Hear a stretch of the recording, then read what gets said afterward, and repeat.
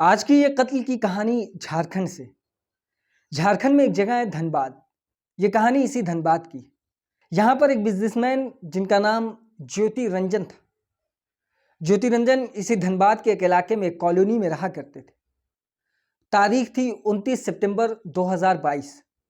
29 सितंबर 2022 को ज्योति रंजन अपनी फैमिली के साथ, जिनमें उनकी 7 साल की बेटी थी और उनकी पत्नी, अपने घर से निकलते हैं कहीं मार्केट जाने के लिए।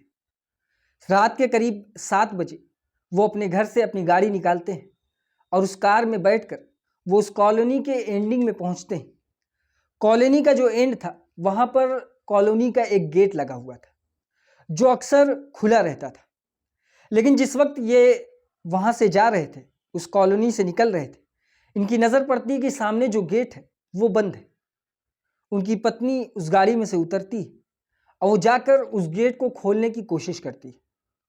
अभी वो उस गेट के पास ही पहुंची थी कि इसी बीच कुछ व्यक्ति उस गाड़ी के करीब आते हैं और अंधाधुंध ज्योति रंजन के ऊपर गोलियां बरसाने लगते हैं।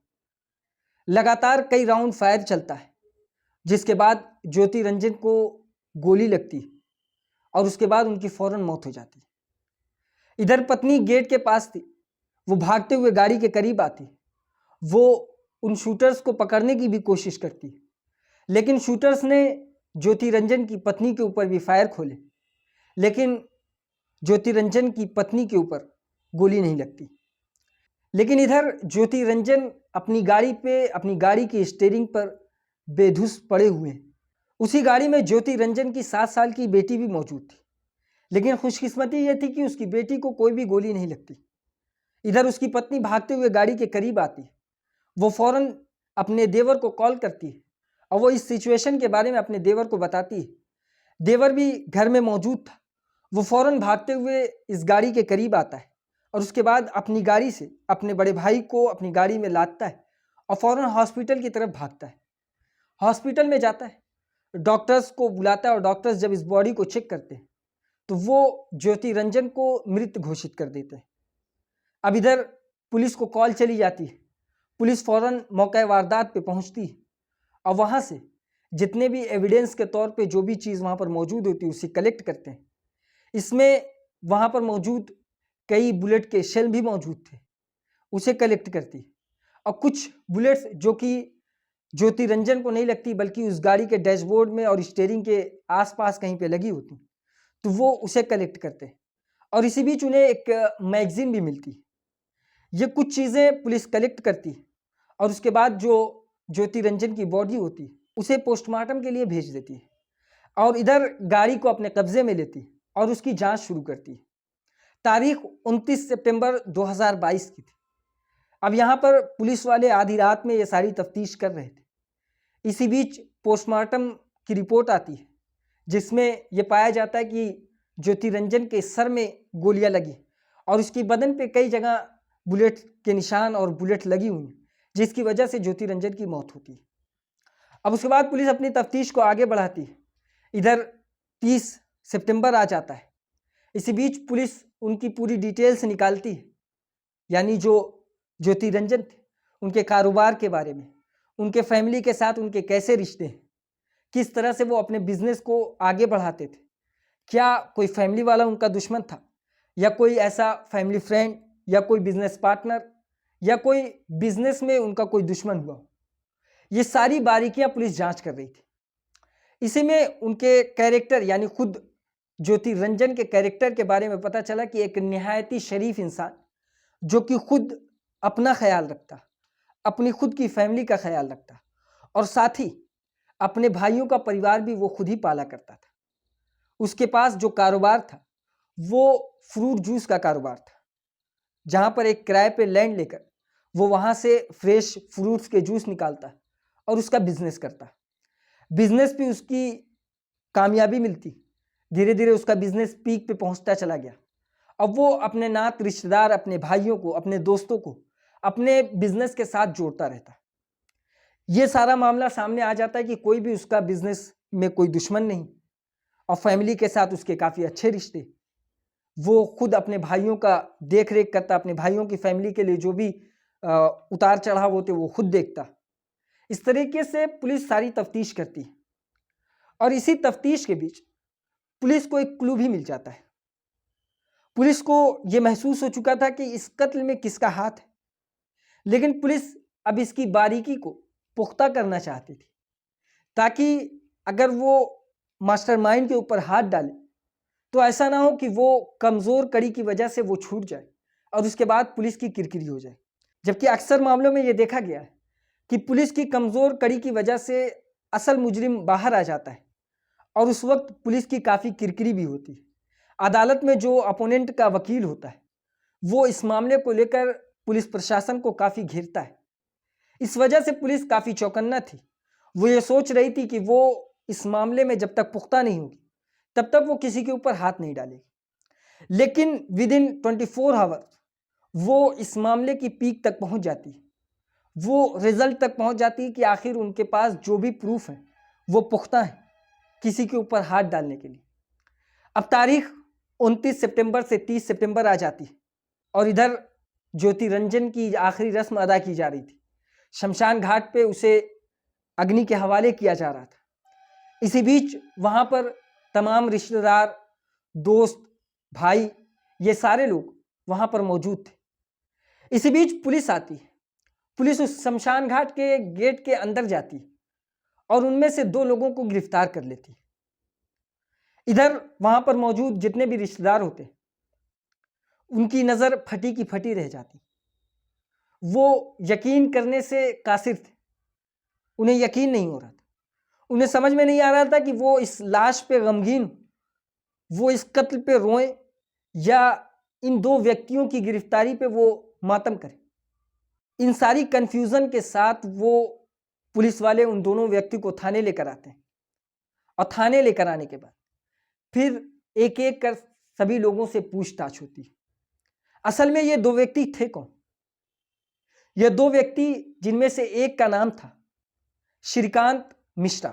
श्रीकांत मिश्रा खुद ज्योति रंजन और उसकी फैमिली का फ्रेंड था, यानी ये कह लीजिए कि ये एक फैमिली फ्रेंड था। और दूसरा व्यक्ति जो था उसका नाम था सौरव शर्मा। सौरव शर्मा इसी ज्योति रंजन का सगा भाई था, छोटा भाई। पुलिस वाले उसे लेकर आते हैं थाने में। उनसे अब पूछताछ का सिलसिला आगे बढ़ता है। असल में पुलिस को महसूस कैसे हुआ कि इस कत्ल में असली मास्टरमाइंड ये दोनों, उनके पास आखिर ऐसा प्रूफ क्या था? उसकी शुरुआत कुछ इस तरह से होती है। जब कत्ल के बाद पुलिस तफ्तीश करती है, पुलिस हालिया मौके का मुआयना जब करती है तो वो ये देखती है कि कॉलोनी का जो गेट था वो अक्सर खुला रहता था। तो आखिर इस दिन ये गेट बंद क्यों था? दूसरी चीज, वो इसी वक्त इस घर से निकलेंगे, ये कैसे उन कातिलों को पता चला, उन शूटर्स को पता चला? दूसरी चीज पुलिस को ये खटक रही थी। और तीसरी बात ये कि जब वो गेट बंद था तो उन्हें ये पता था कि इनमें से कोई व्यक्ति गेट खोलने के लिए जाएगा और उसी बीच ये गाड़ी रुकेगी तो हम उस पर शूट कर सकते हैं। ये सारी चीजें पुलिस को खटक रही थी। पुलिस इसकी तफ्तीश सबसे पहले फैमिली वालों से करना चाहती थी। इसी बीच जो सौरव शर्मा था, पुलिस उसके मोबाइल की डिमांड करती है कि आप अपना फ़ोन दें, जिसकी वजह से हम कुछ डिटेल्स निकालना चाहते हैं। तो जब थाने में सौरव शर्मा से मोबाइल मांगा गया था शुरुआत में, तो सौरव शर्मा इस पर काफ़ी फैल गया था। वो काफ़ी वहाँ पर बवाल काटने लगा था, वो लोगों से भिड़ने लगा था, पुलिस वालों से लड़ाई करने लगा था। वो ये कहता कि आप मेरे भाई के कातिल को नहीं ढूंढ पा रहे तो आप मुझ पे शक कर रहे हैं, आपको मेरे मोबाइल से आपको कातिल का पता चलेगा। वो उल्टा ही पुलिस के ऊपर चढ़ जाता है। पुलिस ये सोचती कि अगर एक भाई का कत्ल हुआ और दूसरे भाई को पुलिस सपोर्ट करने के लिए कह रही है, कॉपरेट करने के लिए कह रही कि आप अपना मोबाइल दीजिए, शायद हमें इससे कुछ मिल सके, तो अगर भाई इनोसेंट है तो जाहिर सी बात है कि वो अपना मोबाइल फ़ोन दे देगा अगर वो गिल्टी नहीं है तो। लेकिन यहाँ पे सौरव शर्मा बवाल काटता है।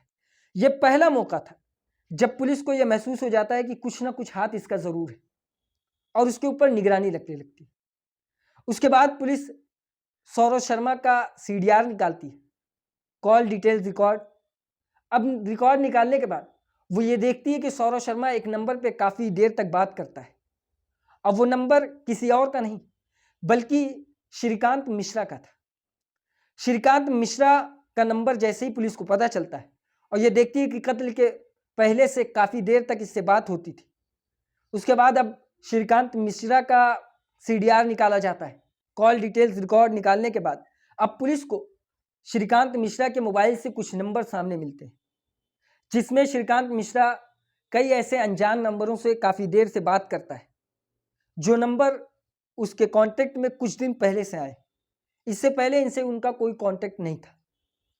पुलिस वाले को जब ये शक होता है तो वो उस नंबर की डिटेल्स निकालते हैं, तो पाया यह जाता है कि जिस वक्त ज्योति रंजन का कत्ल हुआ उस वक्त बाकी के ये नंबर उसी जगह पर मौजूद थे।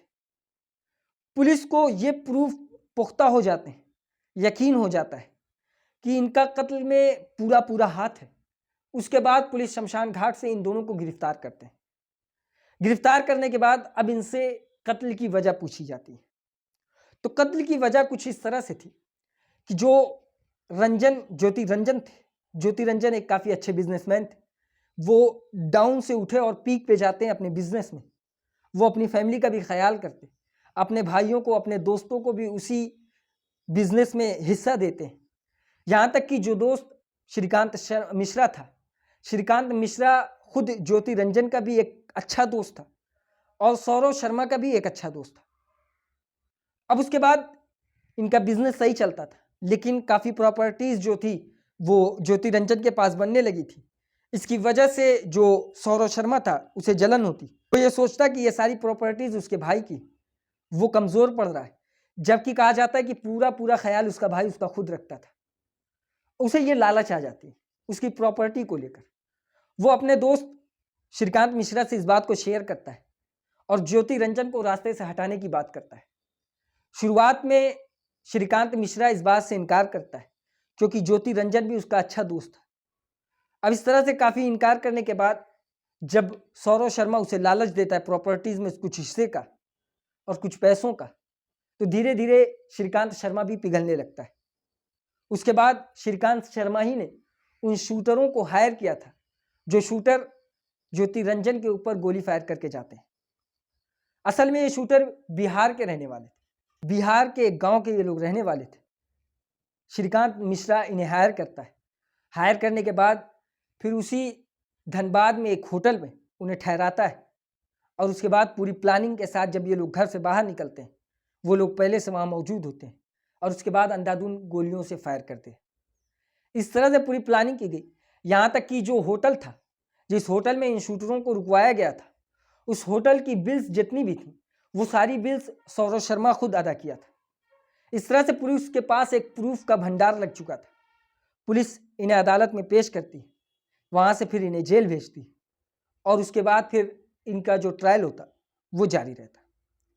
एक लालच, प्रॉपर्टी की लालच, जबकि भाई के साथ ऐसा रिश्ता कि भाई ना कि सिर्फ भाइयों का ख्याल रखता बल्कि अपने दूर के रिश्तेदारों को जो कमज़ोर होते उनका भी ख्याल रखता था।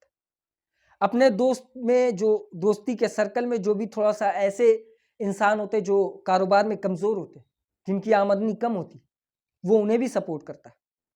यहाँ तक कि वो खुद की प्रॉपर्टी खरीद चुका था अपने इस फ्रूट जूस बिजनेस को इस्टेब्लिश करने के लिए, खुद की प्रॉपर्टी पे।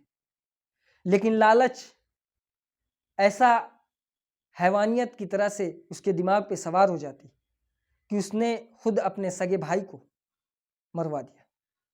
यह थी आज की कहानी। इसी तरह की और कहानी सुनने के लिए हमारी इस वीडियो को लाइक करें, हमारे चैनल को सब्सक्राइब करें और बेल आइकन को ज़रूर दबाएं।